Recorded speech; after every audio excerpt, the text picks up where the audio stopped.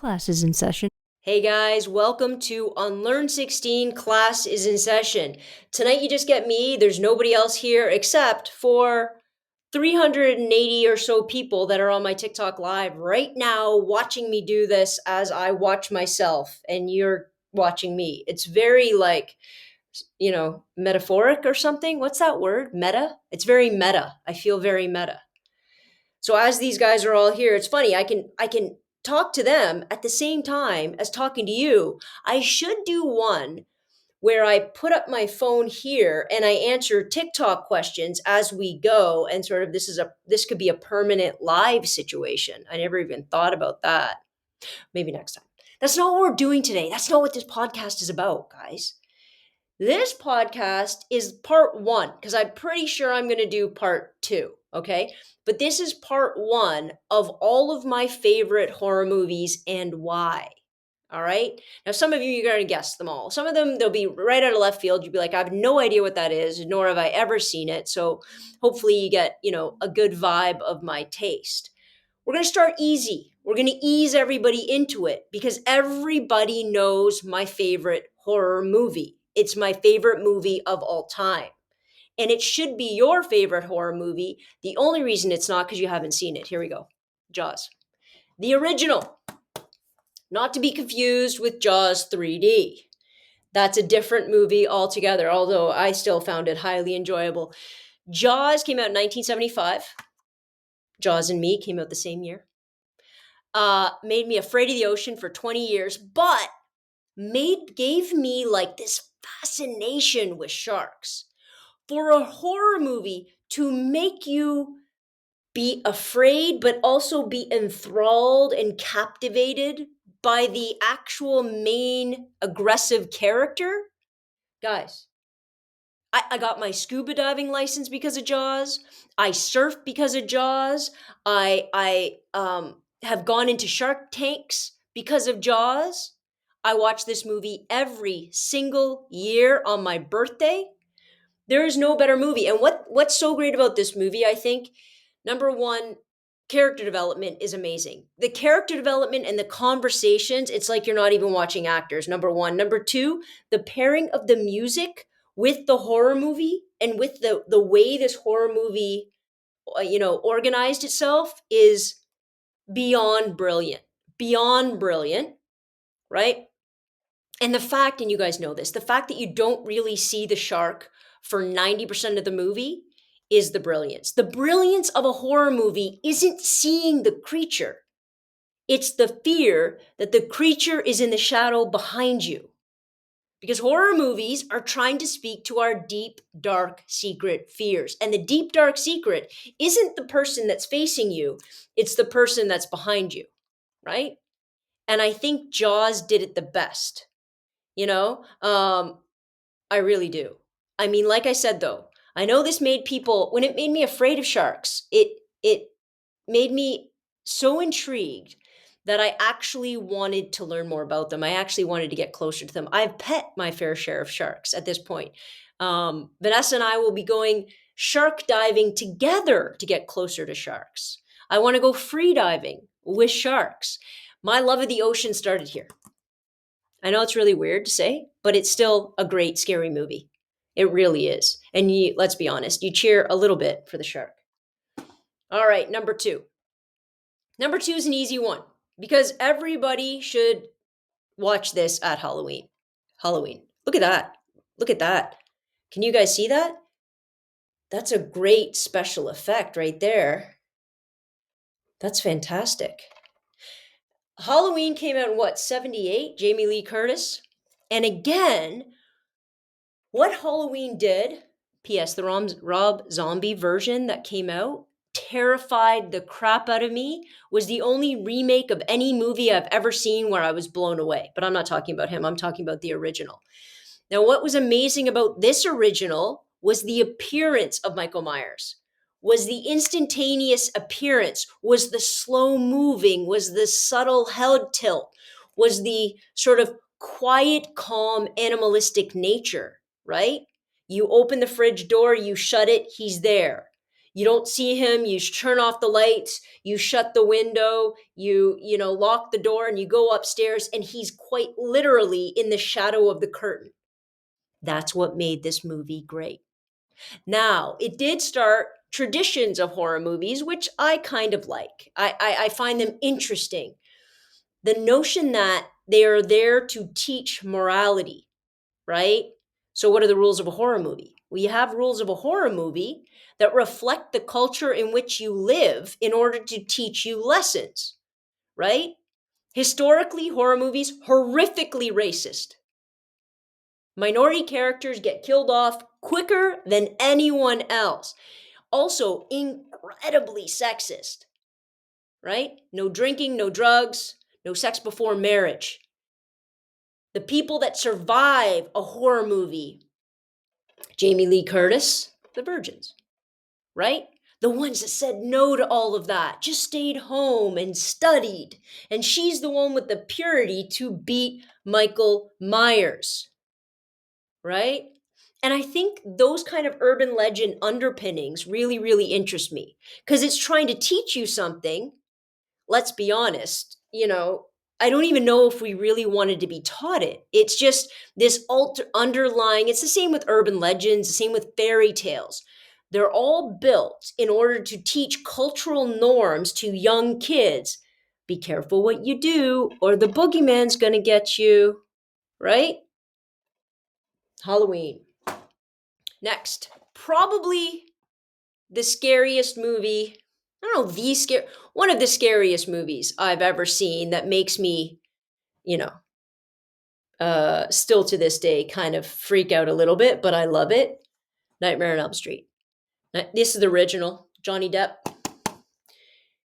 Robert Englund was like probably one of the best bad guys ever. The reason why this was interesting is because unlike Michael Myers, he was bad for a reason. And I don't know how many people know the origin stories of Freddy, right? Why he's burnt, why he attacks kids in their dreams. The origin story goes something like this.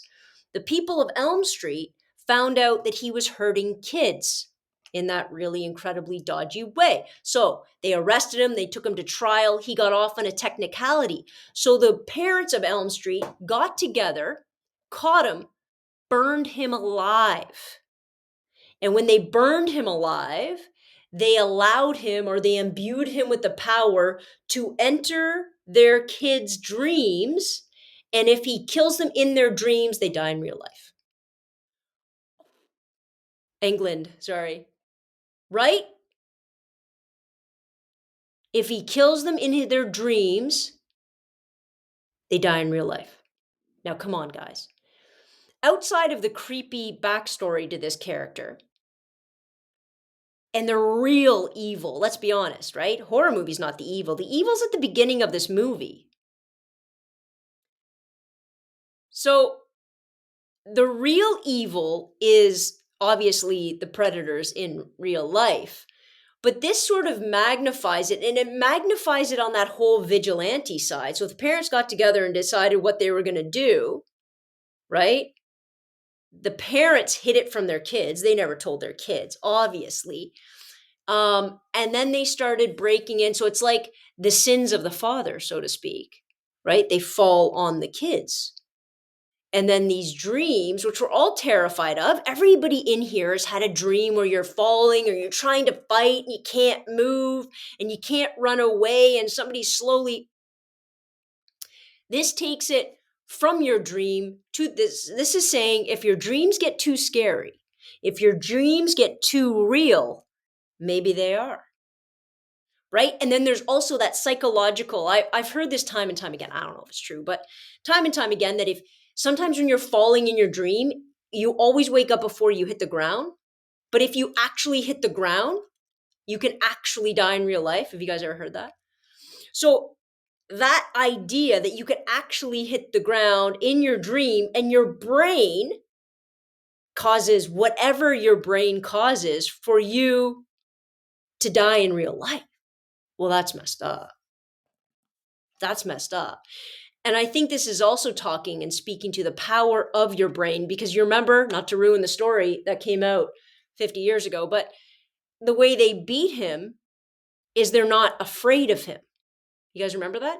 The way they win is by not giving him power and understanding that they're the ones in control of their dreams, therefore of their head. So it's this very cool lesson about the power of your brain, how to control and manipulate the world around you. What goes on in your brain matters most, and you have control over that. That's kind of like the bottom line, right, of this. Now, there's like 37 of them. One of my favorite sort of side movies has to be Freddy versus Jason. Look, Camp Crystal Lake versus, come on now. It's amazing. All right. What else are we going to do? Oh, I have Freddy versus Jason right here. I didn't include Camp Crystal Lake, but Friday the 13th is a great one. I can go get that in a second. But I have Freddy versus Jason right here. The reason why I love Freddy versus Jason is you decide, and I can talk about Freddy I can talk about Jason, because what makes Jason great as a bad guy? Well, first of all, in the first movie, he's not the bad guy. I will talk about that. But what makes Jason, like Freddy versus Jason, interesting is you choose a good guy. You choose Jason to be the good guy. Jason is the good guy in comparison, because Jason's the kid that was ignored. Jason's the kid that was that drowned when those counselors weren't paying attention to him. He was a victim of circumstance, right? Come on now, right? This idea that you pit horror movie like Friday the 13th, horror movie versus horror movie character, and you start to pick who you want to win. It's amazing. Absolutely amazing. All right, next, a little off. It's not super scary, but I loved it, and it was scary in its own way. Have you guys seen this movie? House. House was with William Catt, George Wentz, Richard Mole, Kayla. Look, Greatest American Hero. Can you see that in the back there? That's all I can remember. Greatest American Hero. And it's about a haunted house. And they're living in this house, and there's comedic aspects to it, but they're living in the house and they sort of get trapped in this narrative and they can't get out, right? They can't get out of the house. They can't fight what's going on in the house. They feel like they need, in order to take their house back, they got to kind of go into this other dimension and take it over. House is, what year did it come out in? I want to say the 80s. But what year? I can't find a year on this. I'm going to need my glasses. I'm going to say the 80s. Please go look it up. Great movie. Great movie. Reminds me of my childhood. Another movie kind of reminds me of my childhood. One of my favorites. And this is like cult classic favorite. Urban Legend. So Urban Legend is a movie where the killer kills people via urban legends, right? Every scary campfire story you've ever been told, this particular killer uses them to kill off all of their victims. Now, you want to know the real reason I like Urban Legend? Pause, take a guess, put the guess in the comment. Go put the guess, pause it, go put a guess in the comment. The real reason I liked this movie is because I think this was one of the first movies, if not the first movie, and again, spoiler alert for something that was released, 30 years ago. The serial killer was a girl. If you haven't seen it, you got it. Jordan, if you haven't seen it, you got to go see it. But I'm sorry, look, you don't know which one. You don't know which girl. But it's a girl. They flip the narrative onto its side, because remember who survives horror movies, right? And this way, it was completely flipped on its end, and I loved it. And I loved all the urban legends, to be honest. All of the stories, all of the, campfire tributes, those were all pulled up and talked about and then replayed. Highly good movie. Next, we have, old school favorite. Are you ready? Pet Cemetery. Listen, sometimes things don't come back the same. Isn't that the quote? God, I'm misquoting now.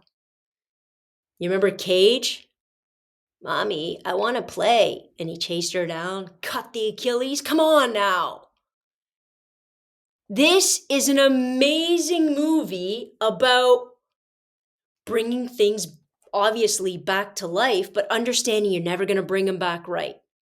And if we could play with these kind of forces, why we shouldn't be playing with these kind of forces, right? So first they try it with their cat, doesn't play well.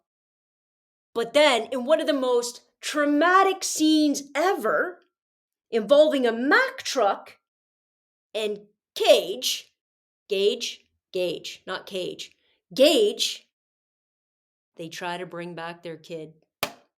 Oh, it's a great one. If you've never seen it, and in my opinion still holds up today, because it doesn't rely so heavily on special effects or anything like that. It relies on just the notion of, and the supreme acting coming from everybody in this movie of what you would do, what you would be willing to do if something this horrific happened. Right? Great movie. Oh, I don't know which one to do next. Okay, I'm gonna do this one next because it's the one of the original movies. When I give my top 10, when I give my top 5, Scream's always in it.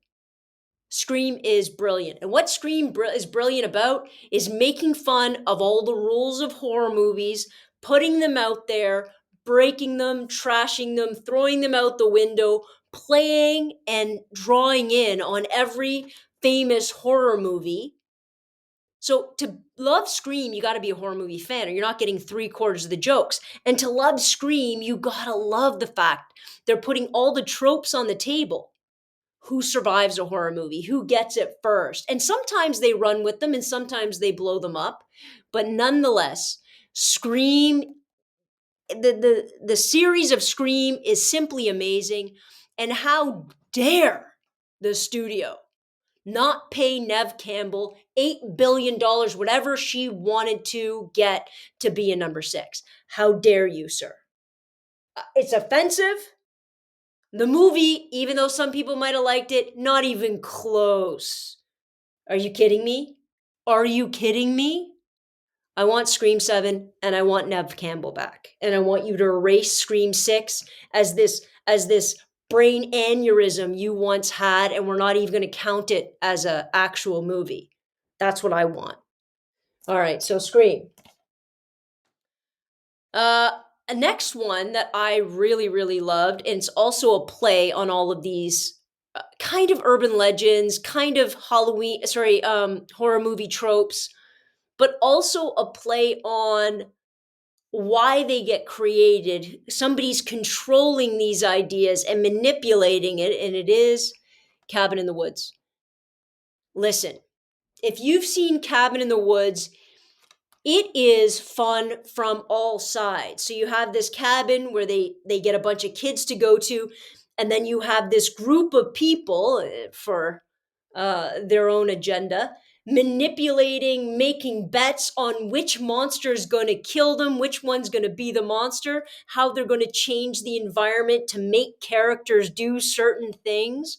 Guys, it's like if you had people running gods, like you had you have God trying to make nice things and the devil over here making horrible, and the gods are trying to make all of the most horrible things happen to these characters to push them to the end of the sacrifice that needs to happen at the end of the movie for the world to keep turning.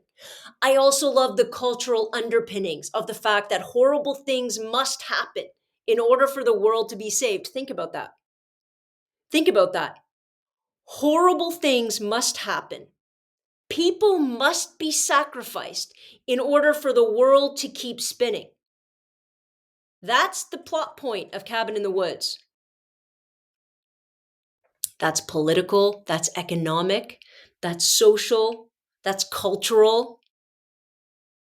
I don't think enough analysis has gone into this movie because I really do think it has great applications. Next one. I'm going to do two more. I'm just going to do two more. All right. This one, somebody suggested I watch this movie, and I thought it was the most ridiculous thing I'd ever heard of. And then I watched it, and I realized that I had to cover my eyes. Cover my eyes at least 4 times. Are you ready? I don't know if you can guess what it is. Pause it, try to guess what it is. Try. I promise I'm going to do a part 2. So we're just going to do 2 more movies tonight, but I promise I'm going to do a horror movie part 2 because there's still a long list that I need to talk about. I had to close my eyes. Frozen. And not the one with the sisters that love each other. Frozen is terrifying. Here's why.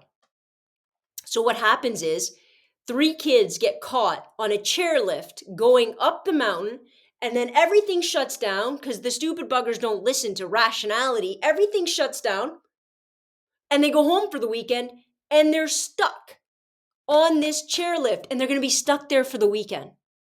So initially, it looks terrifying. It looks scary. They fall asleep. Guys, there was a scene. So they fall asleep, and they fall asleep with their head against the bar, right? And when they wake up in the morning, they have to rip their head off of the bar. That's not the worst part of this movie. You want to know the worst part of this movie is? At some point, one of them decides it's a good idea to jump. It was at that moment I realized I shouldn't be watching this movie anymore, but I kept watching it. At that moment, they decide to jump. Well, when you're wearing ski boots and you jump, I don't know, it maybe 30 feet, 20 feet. I'll tell you what happened, guys. I'll tell you what happened. Their shins, right at the boot line. That's all I'm going to happen, but I'm telling you right now, it gets worse. It gets worse than that. I'm having flashbacks right now. It gets worse. But who jumps out of... What kind... A lot of the times you spend... I sometimes think people like watching horror movies because they like to feel superior to the person actually in the movie because we spend a lot of time going, why would you do that? Don't run upstairs, run out the front door, call the police. Don't jump out of the chairlift, you moron. Why are you such a potato? Listen, I think we like to feel superior. And the best horror movies were people in the audience like shouting that kind of stuff at them. It makes me happy. Go check out Frozen. I don't know where you can stream any of these because I have them all on DVD. Want to know a scary movie? I'll tell you a scary movie. The 8 billion DVDs that I bought, and I have thousands of dollars over there, and I never watch them this way anymore. That's a real scary movie. All right, my final one for today. But if you guys love this, I'll do a whole other rundown. I have 10 other movies ready to go, horror movies ready to go, walking into Halloween season. So if you like it, comment, tell me you like it. Tell me what movie you want me to review or you want me to talk about. Maybe it's a movie that I haven't seen before, even though I've seen, quite a few. I'm going to try to watch a whole bunch of new ones. So I'm going to do a review of 10 more that I've seen. And then I'm going to try to watch more horror ones and talk about them. But it's hard to talk about a horror movie when they're new because you don't want to give spoilers, right? And I can't talk about things like they jumped out of the thing and cracked their legs. This one, if you haven't seen it, I don't know what to tell you. I think it came out in 1960 something. Because it's one of my favorite movies of all time. And nobody ever talks about it. I don't know the year. Guys, you know what else is a horror movie? The fact that I can't read anything anymore. 1958. The Blob. Look, The Blob is incredible. And it's incredible for a number of reasons. Number one, The Blob is simply, all it is that gack. You know that stuff you get out of a vending machine and you open it and it's like that goo stuff that you can stretch it and you can roll it and as soon as you drop it, it's ruined because it's picked up all the dirt? That stuff, some science classes I think actually make it. The Blob is that. So it's in a meteor, it's alien, it crashes on Earth, it cracks open, and then it gradually rolls on the ground. Guys, I can't even tell you how ridiculous it is of how slowly it rolls. But as it rolls, it eats stuff and gets bigger. Whatever it eats, a rock, a stick, a person's head. So the beginning of the thing, you notice somebody poke it with a stick. And they poke it with a stick. And as they poke it with the stick, it gets attached to the stick and then crawls up the stick and eventually is on the guy's arm, eats them all, gets bigger. Now, I don't want to tell you how it ends. Because a lot of people haven't seen it. It's that old if you haven't seen it. I really want you to watch it. Let me just say, it gets big. It gets really big. And I will say this, the way that they kill it, that idea was stolen in Terminator 2. That's all I'm going to say. It was stolen in Terminator 2. Well, a part of it in Terminator 2. You're going to have to watch it. The Blob. Amazing. Fantastic. 1958. Just freaking brilliant. It's a cult classic is what it is. But I love it. I love it because, again, horror movies have picked on this forever. This notion that it is slow moving, that it really has no mind of its own, no conscience of its own other than destruction and to feed its own basic needs, right? Whatever that happens to be. And no matter how hard you run, you will fall. And eventually, this slow moving clump of goo will catch up to you because you can't run forever. And when you're trying to run from something like this, you stop thinking, which I also think is sort of the baseline of a lot of horror movies. This notion that when we are in fear, when we are, terrified, you have fight or flight. You don't have a lot of rationality, no matter how slow the object seems to be moving. And I think that as this underpinning that fear makes us stupid, I think has incredible applications in education, in economics, in politics. Fear makes us stupid. And on that note, maybe my next week should be about how many people voted for Donald Trump. No, that's too scary. All right, guys, thanks for hanging out with me. Whatever movie you want me to review, throw it in the comments. Make sure you make your guesses about all of the things that I said today. And I will do, if you want me to, if you comment, if you so are inclined, I'll do another 10 movies next week, rolling into the month of Halloween because I do love a horror movie. Thank you so much for hanging out. I will see you next time. Same bat time, same bat station. Dismissed.